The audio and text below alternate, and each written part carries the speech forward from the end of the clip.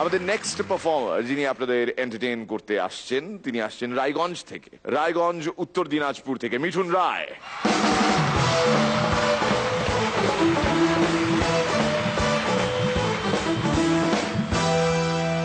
নমস্কার।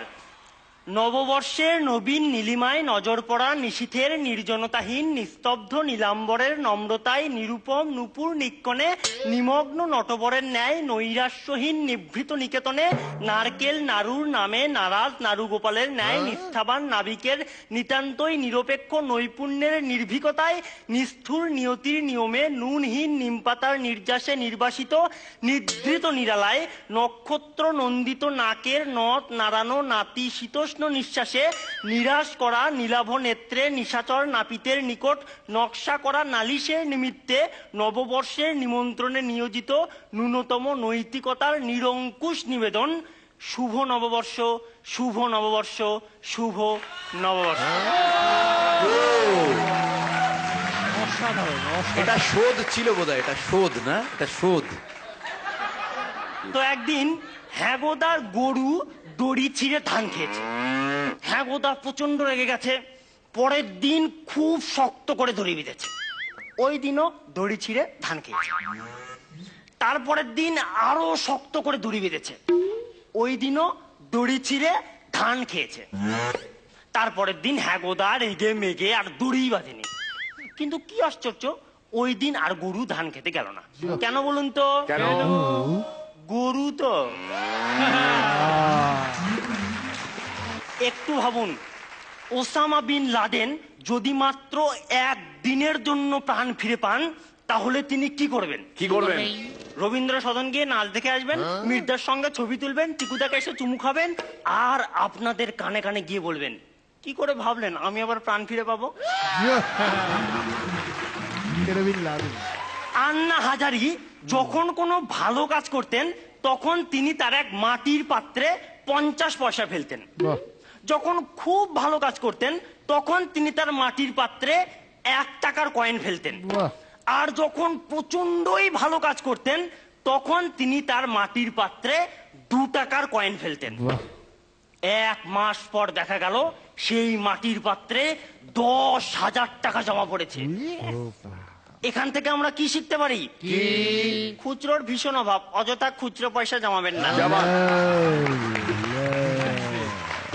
একদিন হ্যাগোদার ছেলে হ্যাগোদার জন্য খাবার নিয়ে গেছে। দেখে হ্যাগোদা প্রচন্ড ব্যস্ত। এই দেখে হ্যাগোদার ছেলে হিসি করতে গেল। এসে দেখে একটা কুকুর সব খাবার খেয়ে ফেলেছে। তখন হ্যাগোদার ছেলে মাথায় হাত দিয়ে বলছে, এ মা, আমার বাবার খাবার দাবার সাবার। পরদিন আবার সেই একই ঘটনা, হিসি করতে গেছে, এসে দেখে খাবার নেই।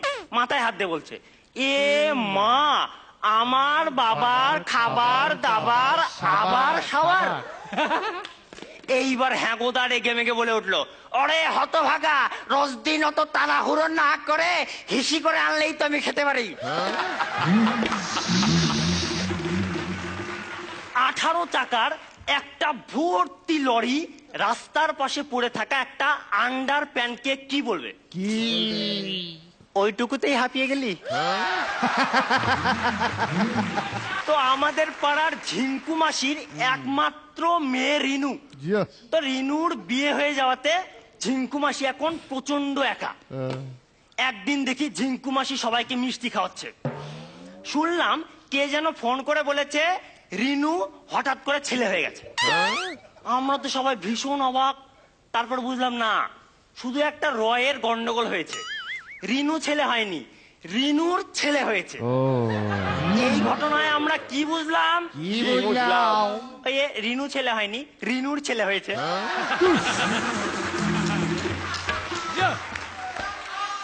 একদিন একটা হোটেলের সামনে একটা ট্যাক্সি এসে দাঁড়ালো।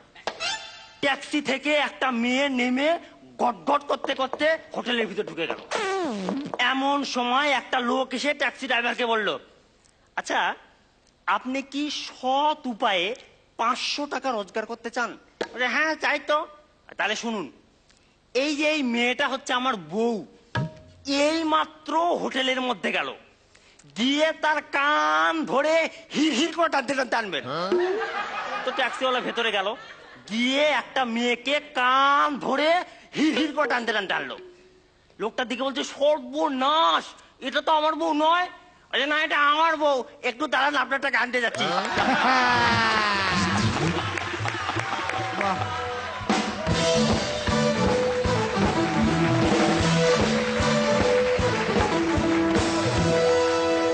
Very good, excellent Mithun, excellent. Mithun আজ সুপার ফর্মে। থু থু থু থু থু। পরান্দা, দারুণ, সত্যি দারুণ, মানে তুই একটা বেশ অন্য হাওয়া টেনে নিয়ে এলি। Thank you. শ্রীলেখার কেমন লাগলো? ঝিঙ্কু মাসি। ঝিঙ্কু মাসি তো পুরো ঝিঙ্কু হয়েছে। আর আমি ফার্স্ট ওই 9 দিয়ে ওইটা গুনছিলাম, প্রায় 60-এর কাছাকাছি বা 60 পেরিয়ে, 70টার উপরে আসা। 70টার উপরে। তো আমি তার প্রথম দিকে কিছু মিস করে গেছিলাম। তো ওটা একদমই বলা, তুমি কিরকম একটা ব্যাং, মানে ব্যাক উইথ আ ব্যাং আমি যেটা বলি সেটা, মানে আজকে কিরকম ফাড় লেগা সবকো, এরকম একটা, মানে your in supra form, supra form. Very good, excellent. রনিদা, প্রথমত তোমার বলার ভঙ্গিটা আমার কিরকম মনে হয়, অনেকে যোগ বলেন, তুমি যোগটাকে ব্যাখ্যা করো। একটা তোমার বুঝিয়ে বলার একটা অদ্ভুত ধরন রয়েছে, যেটা সবার থেকে মানে আলাদা। অঙ্কের ফর্মুলা বলছি যেন একটা। All the best, wonderful.